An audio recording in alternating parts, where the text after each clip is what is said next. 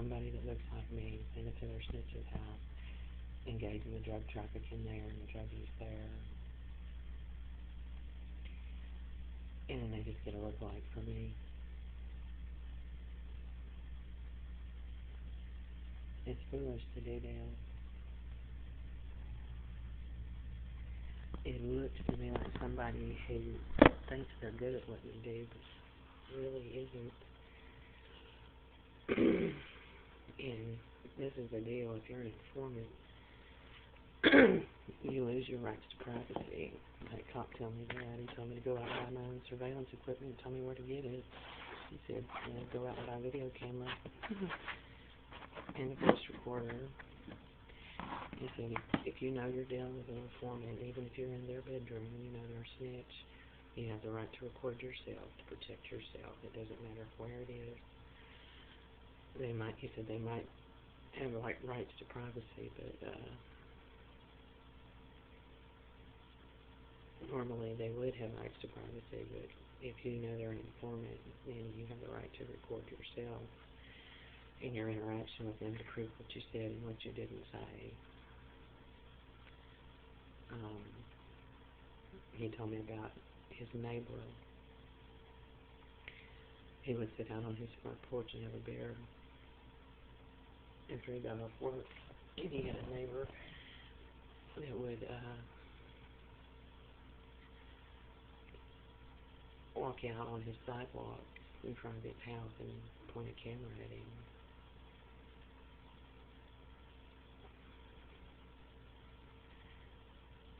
So,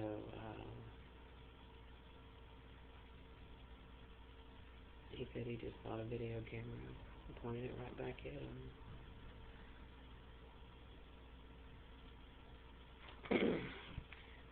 He was a cop. I'm sure he could have done a lot worse to him than that. And he told me, even if you're in their bedroom, if you know you're dealing with an informant, they lose their rights to privacy. So if you want to surveil me, I have the right to surveil you. If you're dealing with somebody that had a bank account and money, if I had the money, oh my God, I'd buy state-of-the-art equipment. I'd put GPS locators on the snitches' cars. I would surveil their homes. I'd have to hire an entire team of private investigators, and I would blow them out of the water. I've never done drugs a day in my life, and I'm not a pedophile. I don't know those people who live next door, and nobody's ever been given my permission, ever, to act as my representative in any capacity. So nobody's ever invited me to testify. And that's what it is. This cop has made this whole thing up. He's faking all this shit. And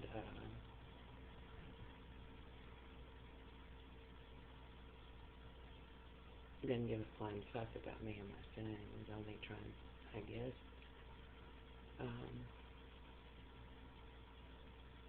to flush me and Jake down the toilet so he or she can continue to get a paycheck for lying, falsifying fabrication, and it looks to me like there's some type of money at stake.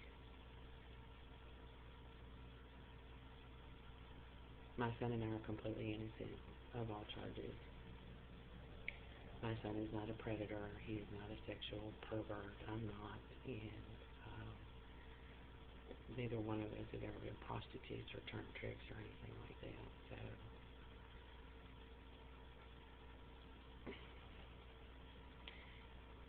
or, traffic drugs or anything. There is no reason for this other than corruption for this to be done to me and my son.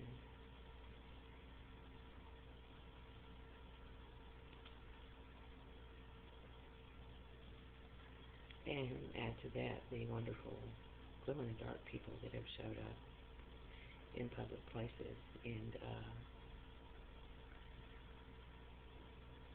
hovered around me and Jake, playing Catch Me If You Can game. It has to have something to do with them.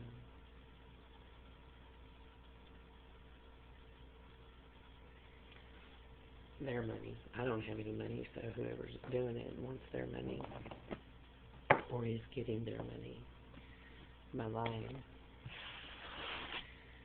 and is trying to blackmail me by falsifying accusations of drug trafficking, pedophilia, trying to flush me down the toilet, throw me in a jail cell, lock me up and throw away the key while they make off with all the money. And just the kickback scheme.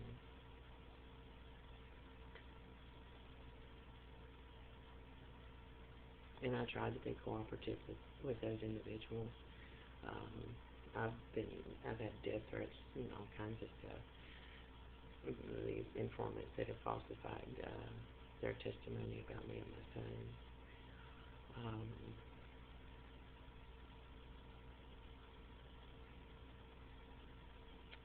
So I don't know what would happen to us if I did cooperate that night at Mardi Gras. That blonde police officer came out of the bathroom and Sarah was standing over there. She went down and stood by the customers and she said, "I may be a woman, but I'm a beast. I am a beast." And she said it with such hostility, and she looked straight at me and she nodded her head 3 times up and down and kept saying, "I'm a beast, I'm a beast." And that lady cop went and stood over by the door and looked at me, and I didn't know what the fuck was going on. My first inclination would have been, to go over to the cop, but then I had Sarah standing over there staring at me, saying what a beast she was. And I thought, well, hell, she's gonna beat my ass if I go over to that cop, because she's making up all this shit about me being on drugs and faking all this stuff and lying and sending all these goddamn snitches in here to lie.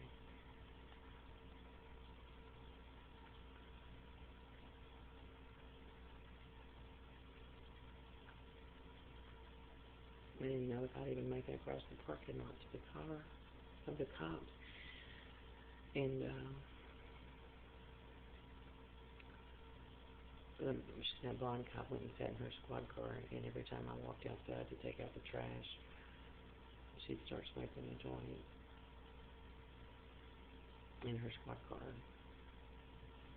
across the street on the corner by the stop sign. And there, when she first went out to her car, there was a brunette haired man that walked up to her and talked to her, and he got into a black 4-door late model car, high-end looking, that I've seen over and over again.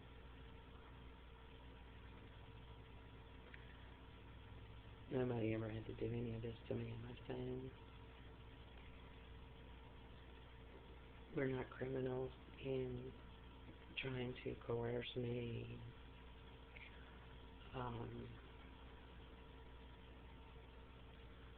and doing all this to us, driving us into the street and taking my jobs from me. I can't work in Caddo now. All these things that have been said, they're trying to get rid of me so they can finish the job hook, line, and sinker. They don't want me to cooperate. And from what I can tell, with many of these celebrities that I've talked to, you can forget about calling me crazy, because I've got it on video, honey. Spitting image of Anthony Hopkins? I don't think so. Give me a break. I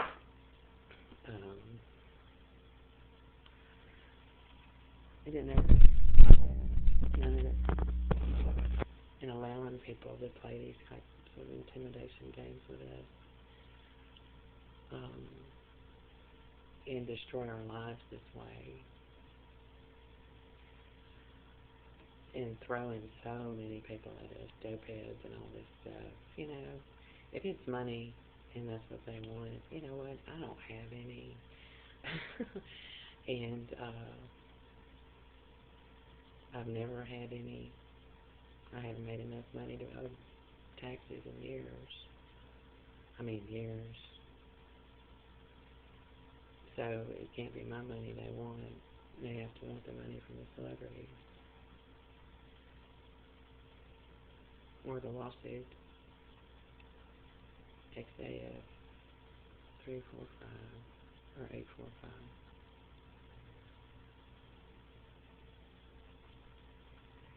I would have given every